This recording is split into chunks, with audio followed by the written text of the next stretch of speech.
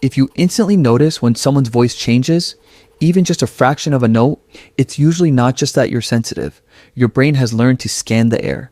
A half-second pause, a flat word at the end of a sentence, a tiny tighten around someone's eyes, a text message that suddenly drops punctuation. Other people in the room keep talking like nothing happened, but inside your chest, something pulls tight. Your body braces before you've even had time to think about why. You might tell yourself it's just your personality, or maybe you've wondered why you can't just relax like everyone else. In psychology, this constant tracking has a name, hypervigilance, and understanding why you do it can change the entire way you look at yourself. Imagine sitting across from someone you care about. You ask how their day was. Fine, they say. The word is simple enough, but you caught the breath right before it. You saw the slight drop in their shoulders. They smile, but it doesn't reach their eyes. Outwardly, you smile back and keep the conversation going, but underneath, your mind is already racing. What happened? Did I do something? Are they pulling away? Without deciding to, you start softening your voice. You pick your words carefully. You adjust your entire posture just to keep the interaction smooth and safe. If you try to explain this to someone, they might say you're overthinking. They might tell you you're imagining things or just being dramatic. You aren't imagining the shift. Your brain simply learned that small shifts matter. Hypervigilance happens when your nervous system decides it has to stay on duty. It often starts in environments where emotional safety wasn't guaranteed. Maybe you grew up around an adult whose moods could turn on a dime. Maybe there was constant arguing, or a quiet to heavy tension you could feel the second you walked through the front door. Or maybe the people around you were just so overwhelmed that you never knew what version of them you were going to get. So, as a kid, you adapted. You learned to read the weather of the house before you ever asked for what you needed. Are they angry today? Is now a bad time? If I just stay quiet, will everything be okay? You didn't choose this. Your brain just figured out that anticipating the storm was the best way to survive it. You became the emotional watchman, the one who sensed the trouble first, smoothed over the rough edges, and kept the peace. Back then, that sensitivity protected you.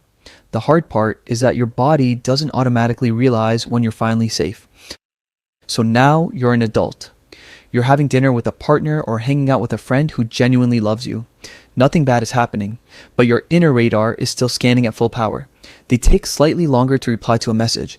Their tone sounds a little dull. And instantly the old script kicks in. They're mad at me. I messed up. They're going to leave. The problem isn't that you notice details. The problem is that your nervous system treats a shift in tone like an incoming threat before you even know what it means. That is why everyday life can feel so quietly exhausting. A casual dinner with friends or a routine meeting at work leaves you drained. You weren't just participating. You were tracking every facial expression, every shift in energy, and managing the emotional temperature of the entire room. You get so wrapped up in monitoring everyone else that you completely lose touch with how you actually feel. Then comes the self-doubt. You sense a change and immediately you turn on yourself. I'm being crazy. I'm overanalyzing this. It's in my head.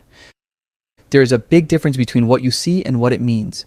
The change you notice, it's probably real. The meaning your fear gives it, that's usually where the story goes wrong. Someone might sound distant because they're angry, or maybe they have a migraine. Maybe they're stressed about work. Maybe they're just tired and it has nothing to do with you at all. The goal isn't to stop noticing things. The goal is to stop treating every tiny shift like an emergency. This sensitivity gave you real strengths. You are likely an incredible listener. You notice the person sitting quietly in the corner who feels left out. People feel seen around you because you actually pay attention. Those are beautiful qualities, but you do not have to carry the emotional weight of every room you walk into. You don't have to manage everyone else's mood. You don't have to predict what will happen next just to feel safe. And you don't have to earn your place with people by keeping them comfortable. You are allowed to let other people have a bad day without making it your job to fix it. The next time you feel your shoulders tense up because someone's tone sounds different, try to pause, take one breath, and quietly ask yourself, what did I actually see? And what story is my mind telling me about it? That one breath creates space between the clue and the panic. You don't have to turn off your empathy. You just have to remind your nervous system of something it forgot a long time ago. Not every change in the room is a threat. If you want to look at these patterns more closely, I've linked a 31-page childhood healing workbook in the description and pinned comment. It has guided exercises and attachment tools to help you untangle these automatic habits. And if this resonated with you, subscribe for more breakdowns on the hidden emotional habits we carry. Because noticing everything doesn't mean you have to fix everything.